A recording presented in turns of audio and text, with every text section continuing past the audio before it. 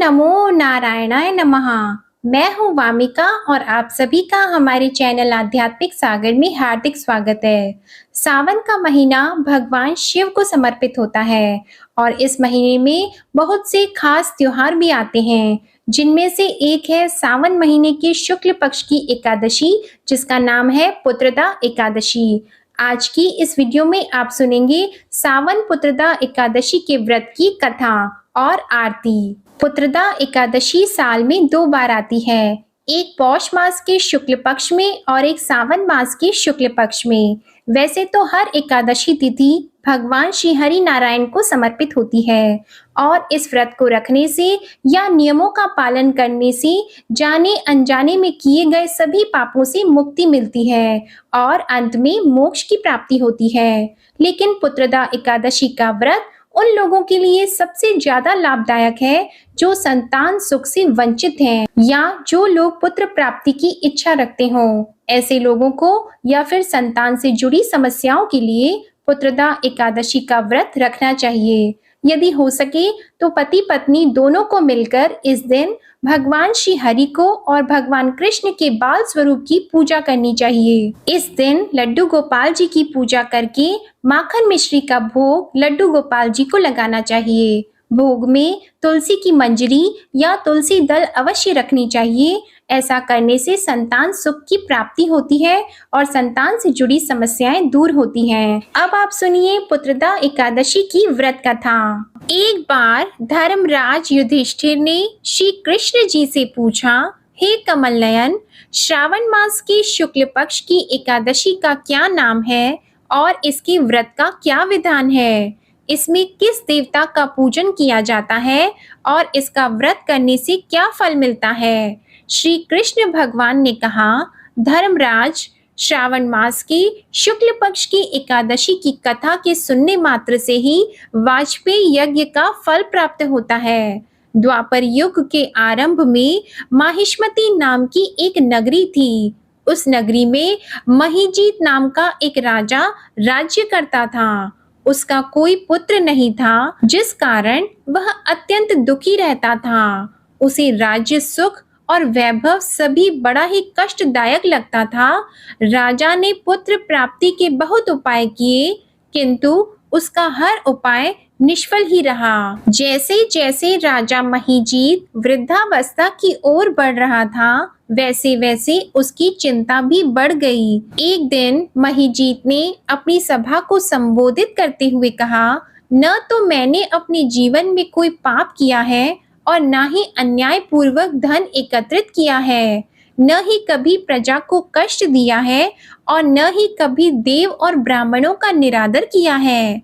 मैंने प्रजा का सदैव अपने पुत्र की तरह पालन किया है, कभी किसी से ईर्ष्या भाव नहीं किया, सभी को एक समान समझा है। मेरे राज्य में कभी भी ऐसा कोई कानून नहीं बना जिससे प्रजा में अनावश्यक डर बने। इस प्रकार धर्मयुक्त राज्य करने पर भी मैं इस समय अत्यंत कष्ट में हूँ। इसका क्या कारण हो सकता है? मुझे कुछ समझ नहीं आ रहा। आप इस पर विचार करें कि इसका क्या कारण है और मैं इस कष्ट से कैसे मुक्ति पाऊंगा।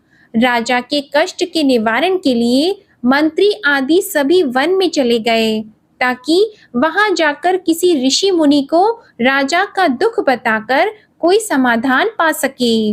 वन में जाकर उन्होंने श्रेष्ठ ऋषि मुनियों के दर्शन किए। उस वन में धर्म के ज्ञाता महर्षि लोमेश भी रहते थे। वे सभी महर्षि लोमेश के पास गए। उन सब ने महर्षि लोमेश को दंडवत प्रणाम किया और उनके सम्मुख बैठ गए। महर्षि लोमेश के दर्शन से सभी को बड़ी प्रसन्नता हुई और सबने महर्षि लोमेश से प्रार्थना की कि हे देव, हमारे अहोभाग्य है कि हमने आपके दर्शन का सौभाग्य मिला। मंत्रियों की बात को सुनकर लोमेश ऋषि ने कहा, हे मंत्री प्रवर, आप लोगों की विनम्रता और सद्व्यवहार से मैं अति प्रसन्न हूँ। आप मुझसे अपने आने का प्रयोजन कहें। मैं आपके कार्य को अपने सामर्थ्य के अनुसार अवश्य ही करूँगा, क्योंकि हमारा शरीर बना ही परोपकार के लिए है। लोमेश ऋषि के ऐसे कोमल वचनों को सुनकर मंत्रियों ने कहा, हे ऋषिवर, आप हमारी सभी बातों को जानने में समर्थ हैं। आप हमारे संदेह को दूर करने की कृपा कीजिए। महिष्मति के महाराज महिजीत बड़े ही धर्मात्मा और प्रजा वत्सल हैं। वे प्रजा का पुत्र की तरह धर्म अनुसार पालन करते हैं, किंतु फिर भी वे पुत्रहीन हैं। हे महामुनि, इससे वे अत्यंत दुखी रहते हैं। हम भी उनके दुख से दुखी हैं, क्योंकि प्रजा का यह कर्तव्य है कि राजा के सुख में सुख माने और दुख में दुख माने। हमें उनके पुत्रहीन होने का अभी तक कारण नहीं पता चला है, इसलिए हम आपके पास आए हैं। अब आपके दर्शन करके हमें पूर्ण विश्वास है कि हमारा दुख अवश्य ही दूर हो जाएगा। अतः आप हमें बताने की कृपा करें कि किस विधान से हमारे महाराज पुत्रवान हो सकते हैं। हे ऋषिवर, यह आपका हम पर और हमारी राज्य की प्रजा पर बड़ा ही उपकार होगा। ऐसे करुण प्रार्थना को सुनकर लोमेश ऋषि नेत्र बंद करके राजा के पूर्व जन्मों पर विचार करने लगे। कुछ पलों के बाद उन्होंने विचार करके कहा, हे भद्रजनों, यह राजा पिछले जन्म में अत्यंत उद्दंड था और बुरे कर्म किया करता था। उस जन्म में वह एक गांव से दूसरे गांव में घूमा करता था। एक बार ज्येष्ठ मास के शुक्ल पक्ष की एकादशी के दिन यह 2 दिन से भूखा था। दोपहर के समय यह एक तालाब पर जल पीने गया। उस स्थान पर एक प्यासी गाय जल पी रही थी। राजा ने उसे प्यासा ही भगा दिया और स्वयं जल पीने लगा। हे श्रेष्ठ पुरुषों, इसलिए राजा को यह कष्ट भोगने पड़े हैं। एकादशी के दिन भूखा रहने से इस जन्म में यह राजा बना और प्यासी गाय को तालाब से भगाने के कारण यह पुत्रहीन है। यह जानकर सभी मंत्रीजन प्रार्थना करने लगे, हे ऋषि श्रेष्ठ, शास्त्रों में ऐसा लिखा है कि पुण्य से पाप नष्ट हो जाते हैं। इसलिए आप कृपा करके हमें कोई ऐसा उपाय बताएं जिससे हमारे राजा के पूर्व जन्मों के पाप नष्ट हो जाएं और उन्हें पुत्र रत्न की प्राप्ति हो जाए। मंत्रीजनों की प्रार्थना को सुनकर लोमेश मुनि ने कहा, हे श्रेष्ठ मंत्रियों, यदि तुम सब श्रावण मास के शुक्ल पक्ष की पुत्रदा एकादशी का व्रत करोगे और रात को जागरण करोगे और व्रत का फल राजा के निमित्त कर दो, तो तुम्हारे राजा के यहाँ पुत्र उत्पन्न होगा। राजा के सभी कष्टों का निवारण हो जाएगा।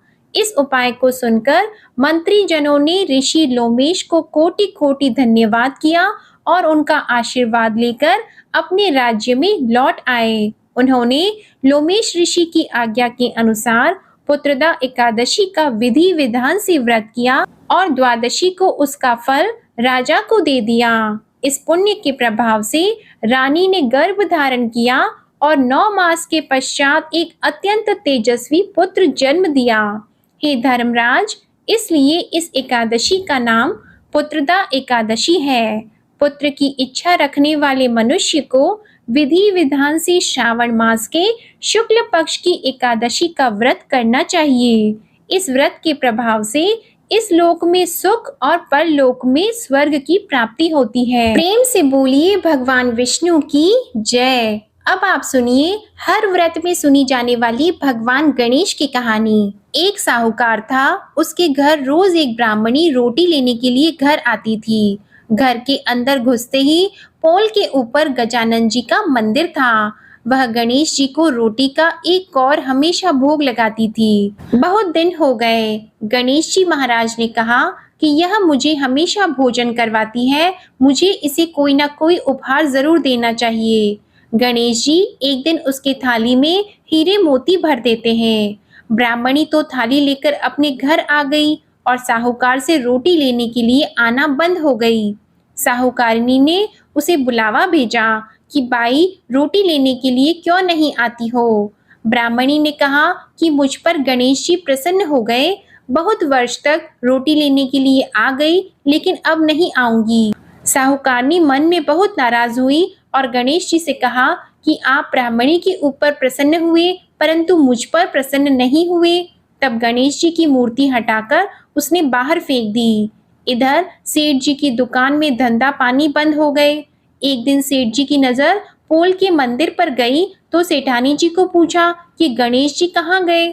तो साहूकारनी ने कहा कि ऐसे गणेश जी का क्या करें जो ब्राह्मणी पर तो प्रसन्न हो गए लेकिन हमारे ऊपर प्रसन्न नहीं हुए। इस कारण मैंने तो गणेश जी को हटाकर फेंक दिया है। तब सेठ जी ने कहा कि यह तुमने क्या किया? मेरा तो व्यापार और धंधा चलना बंद हो गया है। गणेश जी तुमने कहाँ फेंके हैं? जल्दी बताओ, मैं उन्हें वापस लेकर आता हूँ। साहूकार जी वापस से गणेश जी को लेने के लिए गए तो गणेश जी इतने भारी हो गए कि वे उठे ही नहीं। साहूकार जी ने कहा कि मेरे से गलती हो गई है, आप मेरे घर पधारिए। गणेश जी तो और भी भारी होते गए और कहा कि मैं तो नहीं चलूंगा, पहले साहूकारनी को बुलाकर यहाँ लाओ और वह मुझसे माफी मांगेगी तो ही मैं चलूंगा। और गणेश जी ने कहा कि मुझे हमेशा सवा सेर का चूरमा करके भोजन कराओगे तो ही मैं चलूंगा। साहूकार साहूकारनी को लेकर आए और उससे माफी भी मंगवाई और सवा सेर का चूरमा चढ़ाने की हाँ भी भरी। तब साहूकार और साहूकारनी ने गणेश जी को वापस घर लाकर उन्हें पोल में बिठाया। ऐसा करने पर साहूकार का व्यापार फिर से चलने लगा। हे गणेश जी महाराज, जैसे साहूकार और साहूकारनी पर आप प्रसन्न हुए वैसे सभी पर प्रसन्न होना। बोलिए गणेश जी महाराज की जय। कथा के बाद अब आप आरती श्रवण कीजिए। ओम जय एकादशी माता, मैया जय एकादशी माता। विष्णु पूजा व्रत को धारण कर, विष्णु पूजा व्रत को धारण कर, शक्ति मुक्ति पाता। ओम जय एकादशी माता। तेरे नाम गिनाऊं देवी, भक्ति प्रदान करनी, मैया भक्ति प्रदान करनी। गण गौरव की देनी, गण गौरव की देनी, माता शास्त्रों में वरनी। ओम जय एकादशी माता। मार्गशीर्ष की कृष्ण पक्ष की उत्पन्ना विश्वतारिणी जन्मी, मैया उत्पन्ना विश्वतारिणी जन्मी। शुक्ल पक्ष में हुई मोक्षदा, मुक्तिदाता बन आई। ओम जय एकादशी माता। पौष के कृष्ण पक्ष की सफला नामक है, सफला नामक है। शुक्ल पक्ष में होए पुत्रदा, आनंद अधिक रहे। ओम जय एकादशी माता। नाम षटतिला माघ मास में कृष्ण पक्ष आवे, मैया कृष्ण पक्ष आवे। शुक्ल पक्ष में जया कहावे, शुक्ल पक्ष में जया कहावे, विजय सदा पावे। ओम जय एकादशी माता। विजया फागुन कृष्ण पक्ष में शुक्ला आमल की, मैया शुक्ला आमल की। पाप मोचनी कृष्ण पक्ष में चैत्र महाबली की। ओम जय एकादशी माता। चैत्र शुक्ल में नाम कामदा, धन देने वाली, मैया धन देने वाली। नाम वरूथिनी कृष्ण पक्ष में, नाम वरूथिनी कृष्ण पक्ष में, वैशाख माह वाली। ओम जय एकादशी माता। शुक्ल पक्ष में होई मोहिनी, अपराज्येष्ठ कृष्ण पक्षी। नाम निर्जला सब सुख करनी, नाम निर्जला सब सुख करनी। शुक्ल पक्ष रखी। ओम जय एकादशी माता। योगिनी नाम आषाढ़ में जानो, कृष्ण पक्ष करनी। देवशयनी नाम कहायो शुक्ल पक्ष धरनी। ओम जय एकादशी माता। कामिका श्रावण मास में आवे कृष्ण पक्ष कहिए। श्रावण शुक्ला होए पवित्रा आनंद से रहिए। ओम जय एकादशी माता। अजा भाद्रपद कृष्ण पक्ष की परिवर्तिनी शुक्ला। इंद्रा आश्विन कृष्ण पक्ष में, इंद्र आश्विन कृष्ण पक्ष में व्रत से भवसागर निकला। ओम जय एकादशी माता। पापंकुशा है शुक्ल पक्ष में आप हरनहारी।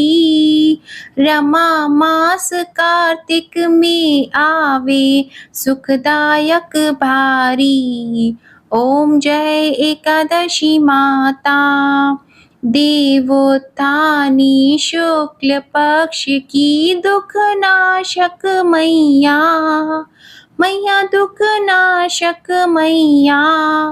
पावन मास में करूं विनती, पावन मास में करूं विनती, पार करो नैया।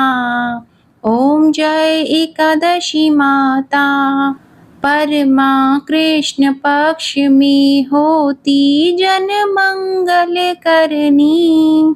मैया जन मंगल करनी।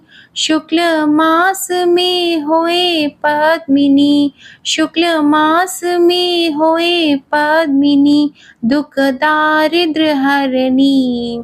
ओम जय एकादशी माता। जो कोई आरती एकादशी की भक्ति सहित गावे, मैया भक्ति सहित गावे। जन गुर्दिता स्वर्ग का वासा, जन गुर्दिता स्वर्ग का वासा, निश्चय वह पावे। ओम जय एकादशी माता। ओम जय एकादशी माता। ओम जय एकादशी माता। बोलो एकादशी माता की जय। माता लक्ष्मी जी और विष्णु जी की जय। आशा करती हूँ आप सभी का पुत्रदा एकादशी व्रत सफल हो और आपको आज की कथा अच्छी लगी हो तो वीडियो को लाइक करके चैनल को जरूर सब्सक्राइब कीजिएगा और कमेंट में माता रानी की जय और भगवान विष्णु जी की जय लिखना मत भूलिएगा। धन्यवाद।